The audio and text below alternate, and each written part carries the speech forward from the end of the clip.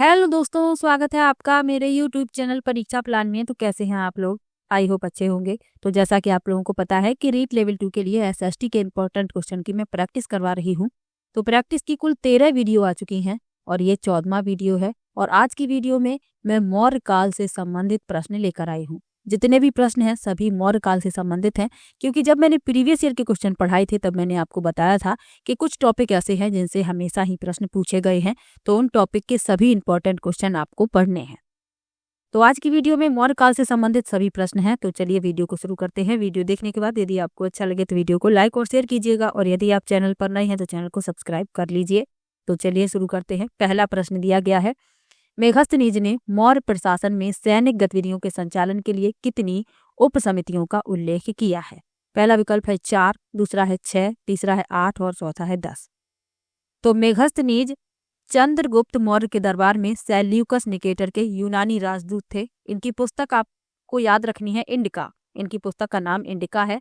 अब इसमें पूछा गया है कि इन्होंने मौर्य प्रशासन में सैनिक गतिविधियों के संचालन के लिए कितनी उप समितियों का उल्लेख किया है? तो 6 उप समितियों का उल्लेख किया है। बी विकल्प इसमें सही हो जाएगा। चलिए अगले प्रश्न पर चलते हैं।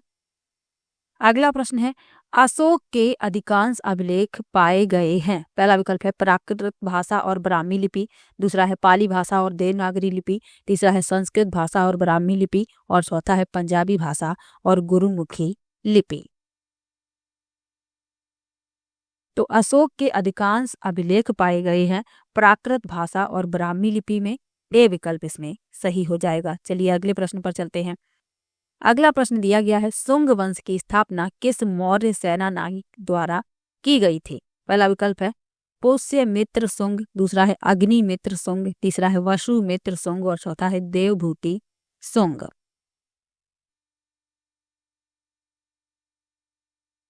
तो शुंग वंश की स्थापना की गई थी पुष्यमित्र शुंग द्वारा। ए विकल्प इसमें सही हो जाएगा। चलिए अगले प्रश्न पर चलते हैं। अगला प्रश्न दिया गया है, किस यूनानी इतिहासकार ने सिकंदर के आक्रमण के समय मैसस दुर्ग का विस्तृत विवरण प्रस्तुत किया है? पहला विकल्प है कर्टियस, दूसरा है प्लिनी, तीसरा है एरियन और चौथा है मेगास्थनीज। तो इस प्रश्न में आपका ए विकल्प सही हो जाएगा, कर्टियस। तो यूनानी इतिहासकार कर्टियस ने सिकंदर के आक्रमण के समय मैसस दुर्ग का विस्तृत विवरण प्रस्तुत किया है। ए विकल्प इसमें सही है। चलिए अगले प्रश्न पर चलते हैं।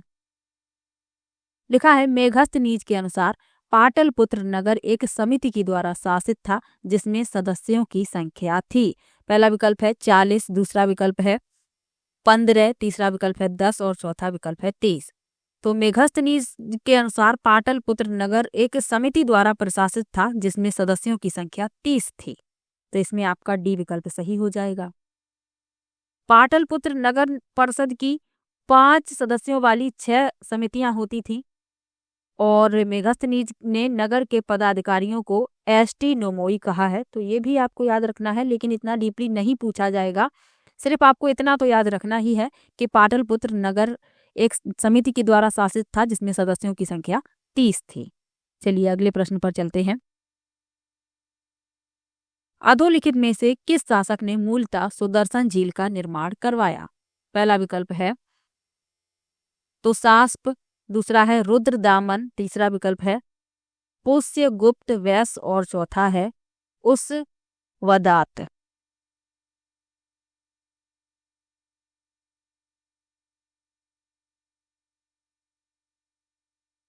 तो सुदर्शन झील का निर्माण करवाया पुष्यगुप्त वैश्य ने।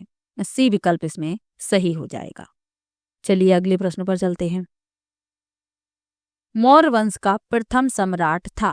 पहला विकल्प है चंद्रगुप्त, दूसरा है अशोक, तीसरा है बिंदुसार और चौथा है दशरथ। तो मौर्य वंश का प्रथम सम्राट था चंद्रगुप्त। ए विकल्प इसमें सही हो जाएगा। चलिए अगले प्रश्न पर चलते हैं। लिखा है, निम्नलिखित में से कौन सा ग्रंथ मौर्य इतिहास पर प्रकाश नहीं डालता? पहला है देवी चंद्रगुप्तम, दूसरा है मुद्रा राक्षस, तीसरा है कौटिल्य का अर्थशास्त्र और चौथा है मेगास्थनीज की इंडिका। तो पूछा गया है प्रश्न में कि कौन सा ग्रंथ मौर्य इतिहास पर प्रकाश नहीं डालता? तो वह है देवी चंद्रगुप्तम। ए विकल्प इसमें सही हो जाएगा। बाकी आप जो तीनों देख रहे हैं इनमें मौर्य इतिहास के बारे में बताया गया है, लेकिन जो देवी चंद्रगुप्तम है इसमें मौर्य इतिहास के बारे में नहीं बताया गया है, तो यही इस प्रश्न का उत्तर हो जाएगा। इसकी रचना की है विशाखा दत्त ने और ये एक नाटक है जिसमें चंद्रगुप्त विक्रमादित्य से पूर्व रामगुप्त का गुप्त शासक के रूप में वर्णन किया गया है। तो ये भी आपको याद रखना है। ए विकल्प इसमें सही हो जाएगा। चलिए अगले प्रश्न पर चलते हैं। निम्नलिखित में से कौन सा स्रोत मौर्यकालीन इतिहास से संबंधित है? पहला विकल्प है बौद्ध जैन ग्रंथ, दूसरा है अशोक के शिलालेख, तीसरा है कौटिल्य का अर्थशास्त्र और चौथा है उपर्युक्त सभी। तो पूछा गया है कि कौन सा स्रोत मौर्यकालीन इतिहास से संबंधित है। तो बौद्ध जैन ग्रंथ भी संबंधित हैं, अशोक के शिलालेख भी संबंधित हैं, कौटिल्य का अर्थशास्त्र भी संबंधित है, यानी कि उपर्युक्त सभी। डी विकल्प इसमें सही हो जाएगा। चलिए अगले प्रश्न पर चलते हैं।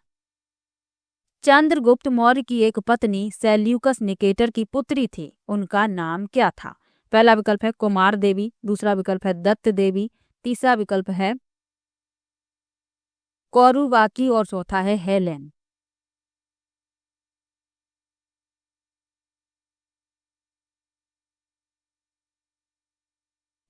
तो चंद्रगुप्त मौर्य की एक पत्नी सेल्यूकस निकेटर की पुत्री थी और उसका नाम था हेलेन। कहीं कहीं पर आपको हेलेना लिखा भी मिलेगा, तो आपको कंफ्यूज नहीं होना है। तो चंद्रगुप्त मौर्य का सेल्यूकस से युद्ध हुआ जिसमें सेल्यूकस की पराजय हुई। सेल्यूकस और चंद्रगुप्त के मध्य संधि हुई और इस संधि के फलस्वरूप सेल्यूकस ने अपनी पुत्री का विवाह चंद्रगुप्त मौर्य से कर दिया।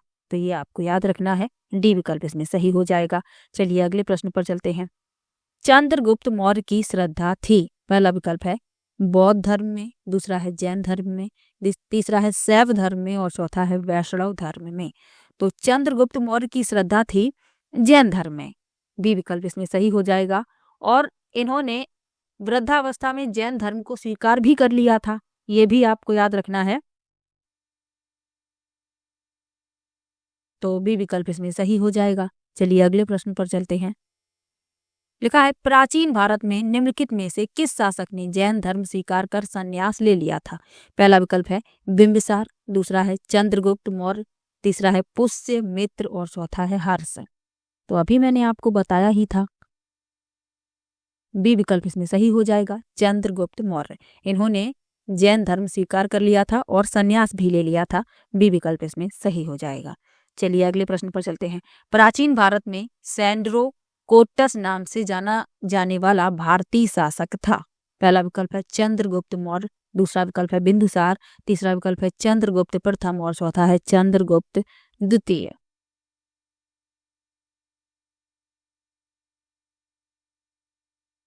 तो इस प्रश्न में आपका ए विकल्प सही हो जाएगा, चंद्रगुप्त मौर्य। विलियम जोन्स पहले विद्वान थे जिन्होंने सैंड्रो कोटस की पहचान मौर्य शासक चंद्रगुप्त मौर्य से की थी। तो ये आपको याद रखना है और ए विकल्प इसमें सही है। चलिए अगले प्रश्न पर चलते हैं। चंद्रगुप्त मौर्य अपने जीवन के अंतिम वर्षों में एक जैन साधु के साथ दक्षिण भारत चला गया था। उस साधु यानी जैन मुनि का नाम था, क्या नाम था ये पूछा गया है। पहला विकल्प है हरिभद्र, दूसरा है भद्रबाहु, तीसरा है स्थूल बाहु और चौथा है हेमचंद्र।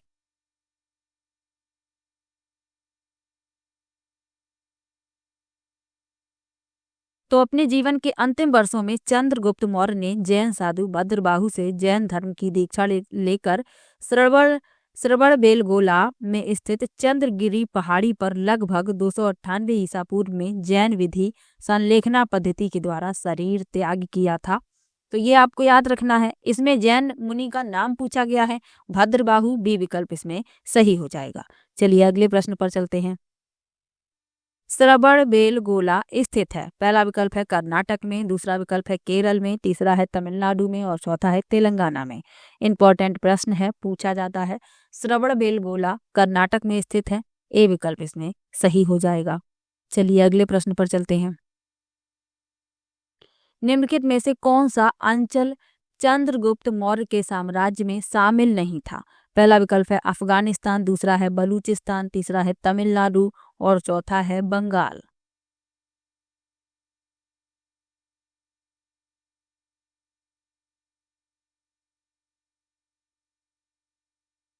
तो पूछा गया है कौन सा अंचल चंद्रगुप्त मौर्य के साम्राज्य में शामिल नहीं था, तो वह है तमिलनाडु। सी विकल्प इसमें सही हो जाएगा। चलिए अगले प्रश्न पर चलते हैं। लिखा है राजदूत डायोनिसिस किसके दरबार में आया था? पहला विकल्प है चंद्रगुप्त मौर्य, दूसरा विकल्प है बिंदुसार, तीसरा विकल्प है अशोक और चौथा है दशरथ।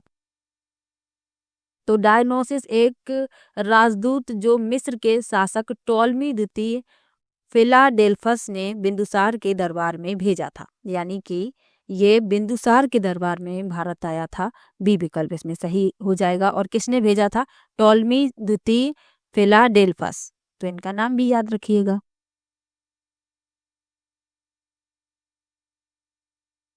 तो इसमें बी विकल्प सही हो जाएगा। चलिए अगले प्रश्न पर चलते हैं। सीरिया का राजदूत डाइमेकस किस मौर्य शासक के दरबार में आया था? पहला विकल्प है चंद्रगुप्त, दूसरा विकल्प है बिंदुसार, तीसरा है अशोक और चौथा है दशरथ। तो सीरिया का राजदूत डाइमेकस ये भी बिंदुसार के दरबार में ही आया था। तो बी विकल्प इसमें सही हो जाएगा।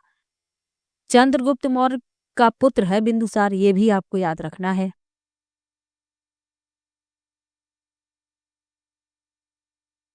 बी विकल्प इसमें सही है। चलिए अगले प्रश्न पर चलते हैं। मौर्य दरबार में मिस्र के राजा टोलेमी फिलाडेल्फस का राजदूत कौन था? अभी आपको मैंने बताया ही है।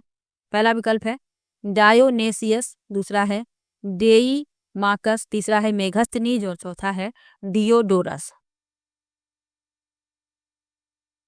तो इस प्रश्न में आपका ए विकल्प सही हो जाएगा। चलिए अगले प्रश्न पर चलते हैं। लिखा है यूनानी राजदूत मेघस्तनीज किसके दरबार में भारत आया था? पहला विकल्प है अजातशत्रु, दूसरा है अशोक, तीसरा है चंद्रगुप्त मौर्य और चौथा है बिंबिसार। तो यूनानी राजदूत मेघस्तनीज भारत आया था चंद्रगुप्त मौर्य के दरबार में। सी विकल्प इसमें सही हो जाएगा। इनकी पुस्तक का नाम याद रखना है इंडिका। पूछा गया है और मैं हर बार आपको इसलिए बता देती हूँ ताकि आप लोग भूल ना जाएं। चलिए अगले प्रश्न पर चलते हैं। बिंदुसार के शासनकाल में अशोक को जिस अंचल का शासन भार दिया गया था वह था? पहला विकल्प है तक्षशिला, दूसरा है उज्जैनी, तीसरा है काठियावाड़ और चौथा है ए एवं बी दोनों।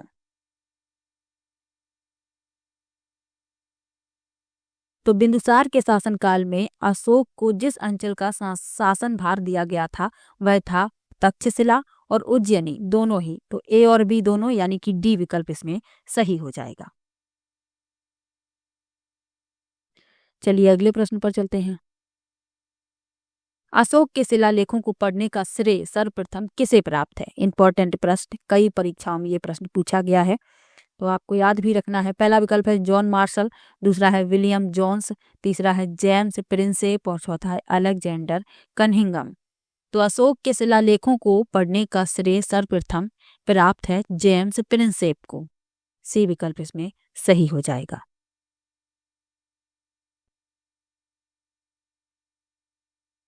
अगला प्रश्न दिया गया है अशोक के अभिलेखों को सफलतापूर्वक सर्वप्रथम किसने पढ़ा था? तो ये वही प्रश्न है, बस थोड़ा सा घुमा दिया गया है, पूछने का तरीका अलग है। तो इसमें डी विकल्प ही सही है, जेम्स प्रिंसेप। चलिए अगले प्रश्न पर चलते हैं। लिखा है किसने कहा था कि राजा को मंत्रियों से परामर्श लेना चाहिए, अकेला पहिया नहीं चल सकता? पहला विकल्प है कौटिल्य, दूसरा विकल्प है कामंदक, तीसरा है मेघातिथि और चौथा है नारद। तो ये कौटिल्य ने कहा था कि राजा को मंत्रियों से परामर्श लेना चाहिए, अकेला पहिया नहीं चल सकता। ए विकल्प इसमें सही है। इनकी पुस्तक अर्थशास्त्र है। इनका नाम आपको याद रखना है कौटिल्य। इन्हें चाणक्य भी कहा जाता है, इन्हें विष्णुगुप्त भी कहा जाता है, तो ये भी आपको याद रखना है। चलिए अगले प्रश्न पर चलते हैं। लिखा है मौर्य प्रशासन में खानों के अध्यक्ष को क्या कहा जाता था? पहला है अकराध्यक्ष, दूसरा है लक्षणाध्यक्ष, तीसरा है लोहाध्यक्ष और चौथा है सोनाध्यक्ष।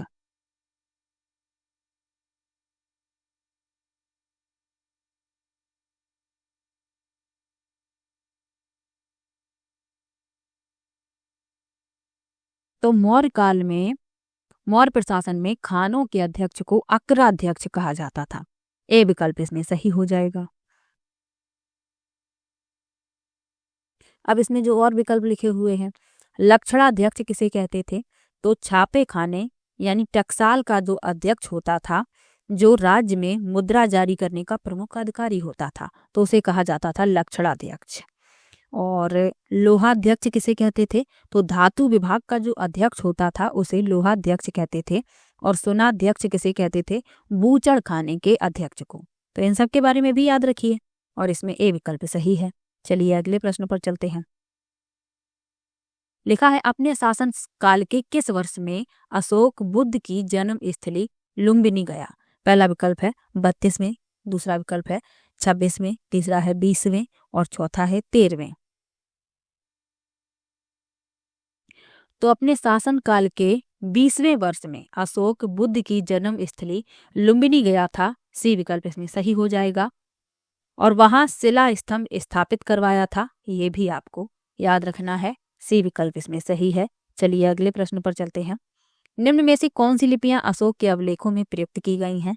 पहला है ब्राह्मी, खरोष्टी, आरमाइक और ग्रीक, दूसरा है खरोष्टी, ग्रीक, शारदा और ब्राह्मी, तीसरा है देवनागरी, आरमाइक, ब्राह्मी और खरोष्टी, और चौथा है ब्राह्मी, खरोष्टी, ग्रीक और देवनागरी। तो अशोक के अभिलेखों में ब्राह्मी, खरोष्टी, आरमाइक और ग्रीक इन लिपियों का प्रयोग हुआ है, तो ए विकल्प इसमें सही हो जाएगा। चलिए अगले प्रश्न पर चलते हैं। इंडिका किसकी रचित पुस्तक है, और मैंने आपको बता भी दिया है। पहला विकल्प है कौटिल्य, दूसरा है क्षेमेद्र, तीसरा है मेगस्थनीज और चौथा है प्लिनी। तो इंडिका को किसके द्वारा लिखा गया है, मेगस्थनीज के द्वारा, सी विकल्प इसमें सही हो जाएगा। चलिए अगले प्रश्न पर चलते हैं। इंडिका का लेखक कौन था, अभी आपको बताया। ये प्रश्न जो है अलग अलग तरीके से पूछे गए हैं, इसलिए रिपीट भी हो गए हैं, 2 बार लिख गया है। चलिए अगले प्रश्न पर चलते हैं। सन 1750 में सर्वप्रथम अशोक स्तंभ का पता किसने लगाया था। पहला विकल्प है जेम्स प्रिंसेप, दूसरा है अलेक्जेंडर कनिंघम, तीसरा है टेफेंथलर और चौथा है विलियम जोन्स। तो 1750 में सर्वप्रथम अशोक स्तंभ का पता लगाया था टेफेंथेलर ने, सी विकल्प इसमें सही हो जाएगा। चलिए अगले प्रश्न पर चलते हैं।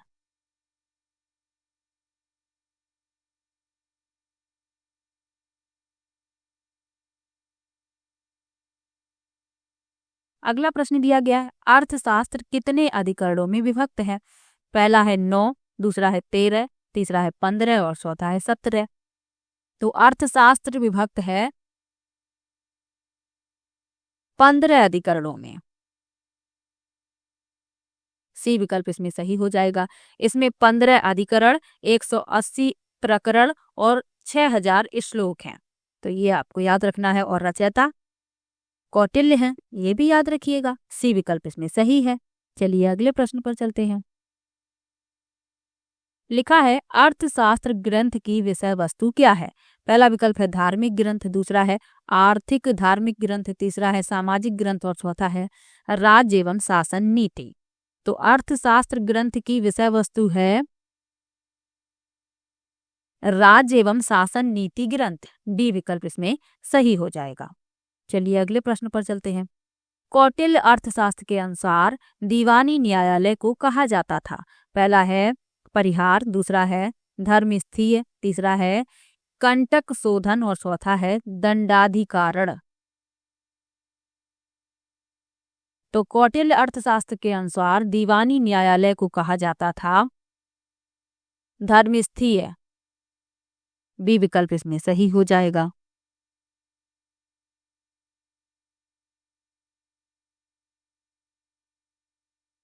तो दीवानी न्यायालय को धर्मस्थीय न्यायालय कहा जाता था।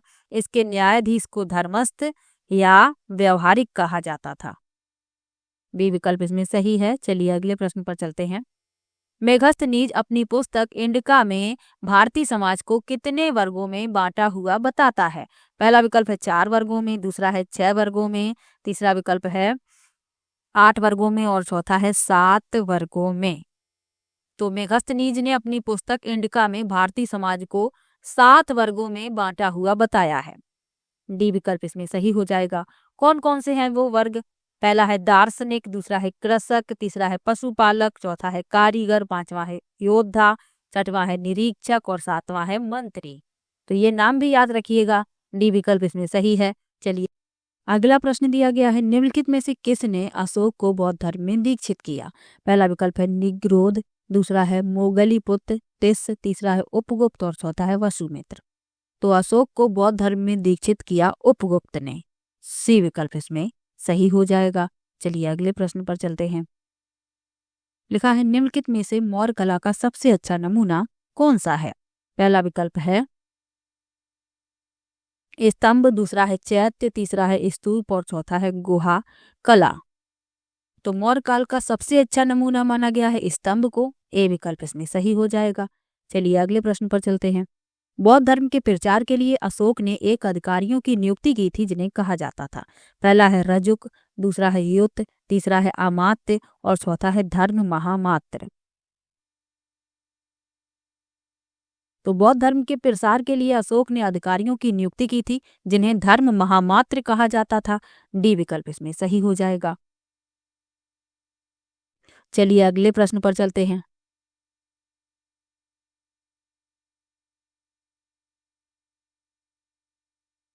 अशोक के 14 शिलालेख पाए गए थे। पहला विकल्प है पाटलिपुत्र में, दूसरा है गिरनार में, तीसरा है सारनाथ में और चौथा है उज्जैन में। तो अशोक के 14 शिलालेख पाए गए थे गिरनार में। बी विकल्प इसमें सही हो जाएगा। चलिए अगले प्रश्न पर चलते हैं। किस अभिलेख में अशोक ने कहा कि सभी संप्रदायों के सार तत्व की वृद्धि हो? पहला है 10वां अभिलेख, दूसरा है छठा अभिलेख, तीसरा है 5वां शिलालेख और चौथा है 12वां शिलालेख। तो अशोक का 12वां शिलालेख से धार्मिक सामंजस्य के विषय में जानकारी प्राप्त होती है। इसमें अशोक कहता है कि सभी संप्रदायों के सार की वृद्धि हो क्योंकि सबका मूल संयम है। तो इसमें आपका जो डी विकल्प है वही इस प्रश्न का उत्तर हो जाएगा, 12वां शिलालेख। अगला प्रश्न दिया गया है, निम्नलिखित में से किस अभिलेख में चंद्रगुप्त मौर्य और अशोक दोनों के नाम का उल्लेख है? पहला है साहिबाजगढ़ी, दूसरा है जूनागढ़, तीसरा है मास्की और चौथा है जोगड़ा।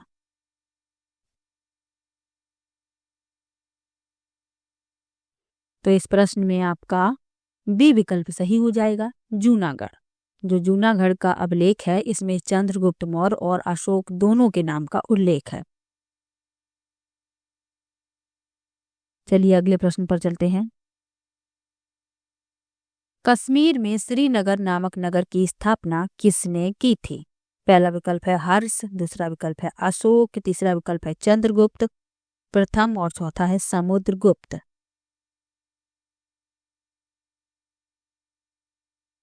तो कश्मीर में श्रीनगर नामक नगर की स्थापना की थी अशोक ने। इंपॉर्टेंट प्रश्न है, याद रखिएगा। बी विकल्प इसमें सही हो जाएगा। चलिए अगले प्रश्न पर चलते हैं। सारनाथ से प्राप्त अशोक के स्तंभ पर कौन सा पशु उत्कीर्णित नहीं है? पहला है कुकुदान यानी कुबड़ वाला वृष, दूसरा है हिरण, तीसरा है हाथी और चौथा है अश्व।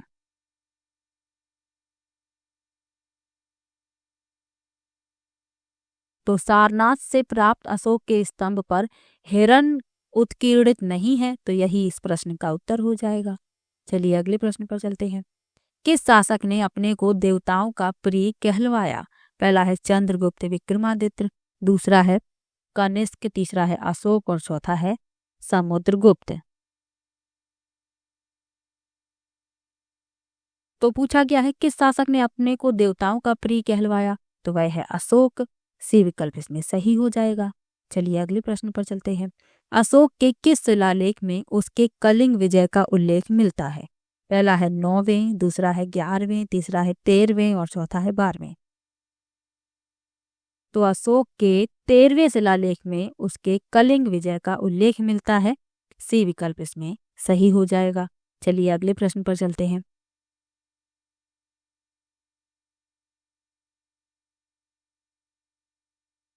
अगला प्रश्न दिया गया है, कलिंग युद्ध का विवरण हमें प्राप्त होता है।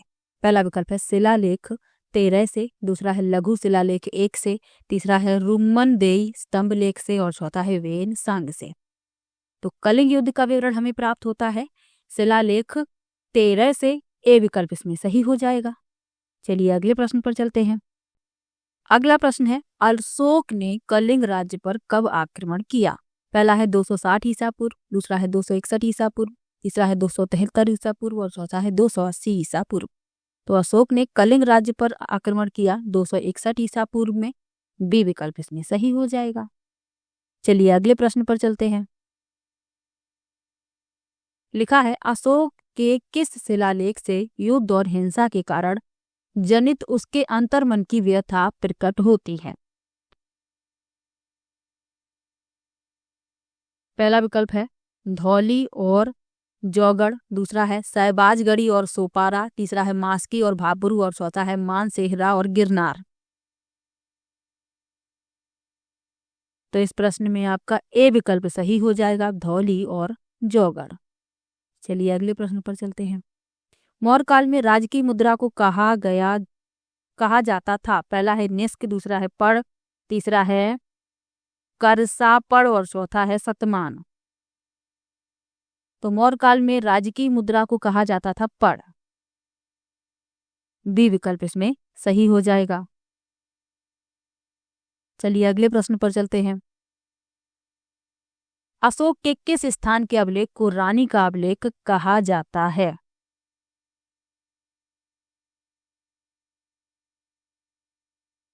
पहला विकल्प है धौली, दूसरा है कौसाम्बी, तीसरा है मास्की और चौथा है गुर्जरा।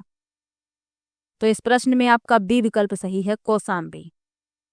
कौसाम्बी के लघु स्तंभ लेख में अशोक की रानी कौरवुकी द्वारा दान दिए जाने का उल्लेख है, इसीलिए इसे रानी का अभिलेख कहा जाता है। तो बी विकल्प इसमें सही है। अगला प्रश्न है, अशोक द्वारा बराबर गुफा का निर्माण कराया गया था। पहला है ब्राह्मणों के लिए, दूसरा है बौद्धों के लिए, तीसरा है जैनों के लिए और चौथा है आजीविकों के लिए। तो अशोक द्वारा बराबर गुफा का निर्माण करवाया गया था आजीविकों के लिए, डी विकल्प इसमें सही है। चलिए अगले प्रश्न पर चलते हैं। मौर्य काल में शिक्षा का सर्वाधिक प्रसिद्ध केंद्र था। पहला विकल्प है तक्षशिला, दूसरा है उज्जैनी, तीसरा है नालंदा और चौथा है वल्लभी।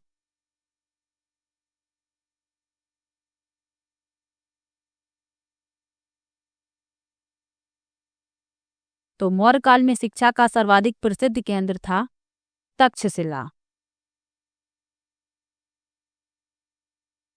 ए विकल्प इसमें सही हो जाएगा। तो भारतीय इतिहास में तक्षशिला नगरी विद्या और शिक्षा के महान केंद्र के रूप में सर्वाधिक प्रसिद्ध थी। तो ये भी आपको याद रखना है। चलिए अगले प्रश्न पर चलते हैं। लिखा है, निम्नलिखित स्थानों में से कहाँ वृषभ शीर्ष वाला अशोक स्तंभ स्थित था? पहला विकल्प है सारनाथ, दूसरा विकल्प है रामपुरवा, तीसरा है संकिसा और चौथा है सांची। तो इस प्रश्न में आपका बी विकल्प सही है, रामपुरवा। चलिए अगले प्रश्न पर चलते हैं।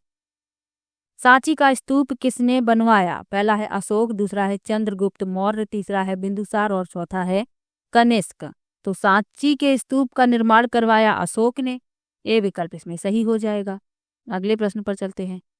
अंतिम मौर्य शासक कौन था? पहला विकल्प है अशोक, दूसरा है कालाशोक, तीसरा है कुणाल और चौथा है बृहद्रथ। तो अंतिम मौर्य शासक था बृहद्रथ, डी विकल्प इसमें सही हो जाएगा। तो आज की वीडियो में मैंने कुल 55 प्रश्न लिए हैं। किसी भी प्रश्न में आपको डाउट हो आप कमेंट बॉक्स में जरूर लिखिएगा। और मौर्य काल से संबंधित कई प्रश्न हैं, ऐसा नहीं है कि सिर्फ इतने ही प्रश्न हैं। ये संभावित प्रश्न मुझे लगे, इसलिए ये प्रश्न मैंने आपको प्रैक्टिस में दिए हैं। इसके अलावा भी कई प्रश्न हैं और अभी प्रैक्टिस की वीडियो आपको मिलेगी लगातार, तो उसमें भी आपको मौर्य काल से संबंधित प्रश्न मिलेंगे। तो चलिए मिलते हैं नेक्स्ट वीडियो में, तब तक के लिए बाय बाय।